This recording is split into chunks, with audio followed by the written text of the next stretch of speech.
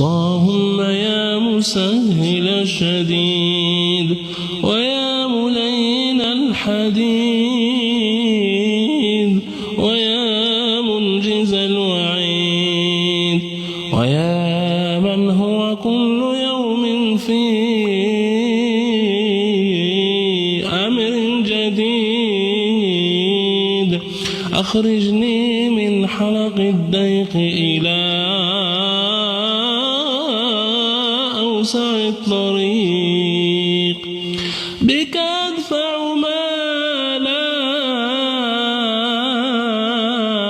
أطيق وحقق أمانينا وافتحها بوجهنا يا عليم واشف مرضانا ومرضى المسلمين واحفظنا وأهلينا وأولادنا ولكل محب لنا يا رب العالمين.